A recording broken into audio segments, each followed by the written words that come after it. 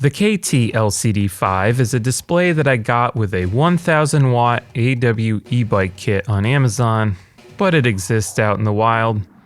And as with all these straight from China, cross your fingers and hope it works stuff, the manuals are not very good. These only work with KT controllers, so keep that in mind. To get started, after turning on the battery, press and hold power for a couple seconds, and that's how you turn it on and off. On the display, you've got your battery icon. Right now we are in the trip meter view. So at the top, it says it's been on for 4 hours and 15 minutes since I reset it. We're in pedal assist mode 1 and not moving in miles per hour. By default, it's set to kilometers, but we'll see that later. And the travel distance in miles is 92.6.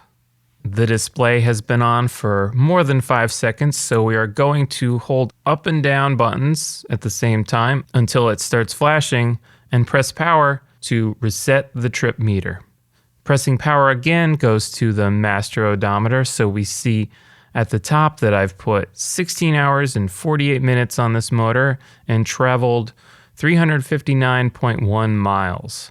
Pressing power again shows the battery voltage. It's a 48 volt battery, but it's reporting 53.4 volts. High output batteries typically generate more volts than what they are rated for. If it were to read 48 volts in however long from now and I was getting noticeably less range out of the battery, I would know that pretty soon, battery go bye-bye. Holding the up arrow turns on the backlight, which is easier to see when it's dark. This also turns on control box connected headlights.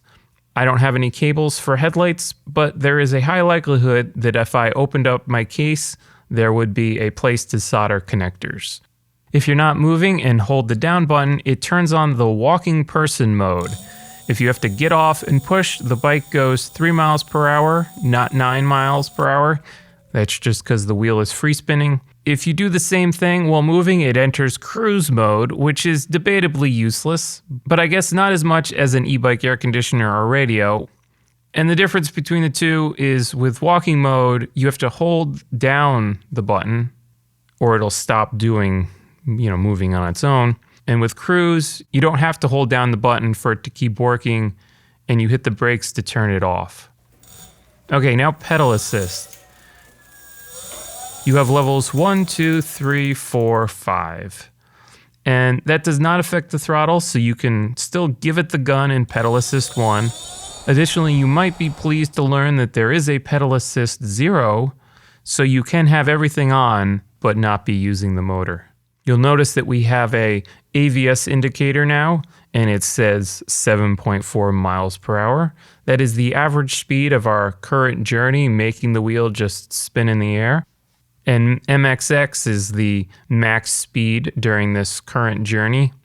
And you can reset all of this with the trip odometer stuff. So now to get to the settings, we have to power off and then turn it back on. And within 5 seconds, you hold the up and down buttons at the same time.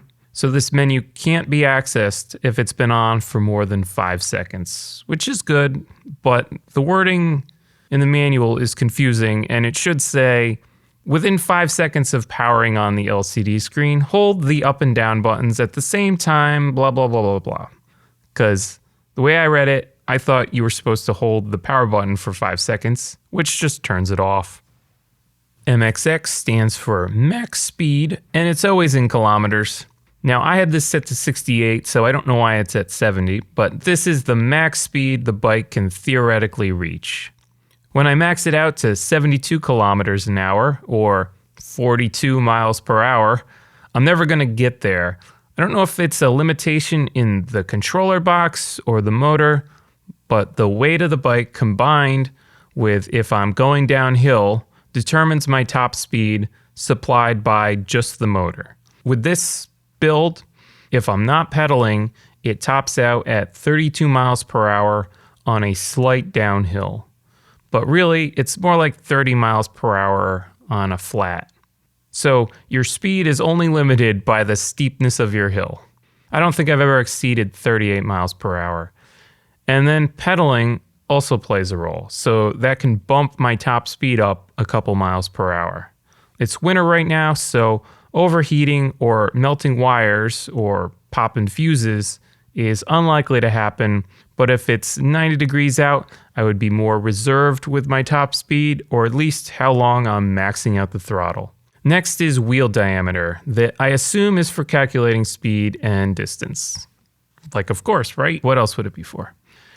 And this is the main event, switching from miles per hour to kilometers. By default, it is set to kilometers, so now we're going back to miles, and that's it.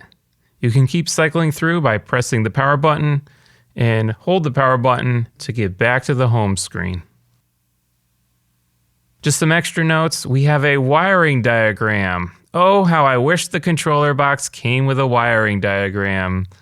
You can mix and match a lot of parts when you build an e-bike, and having a wiring diagram makes things just a little bit easier.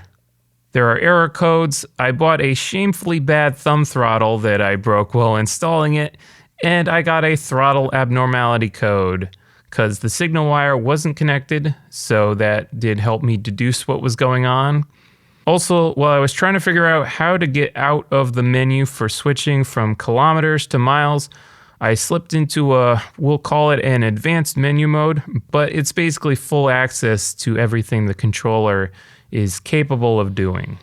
I couldn't tell what the values meant, so I cycled my way out of that, but I found a more detailed manual online that is about 10 times longer than what I got with my kit. It starts getting into that extra stuff on page 17. It's called parameter settings. Not something I need, but maybe you're into that stuff.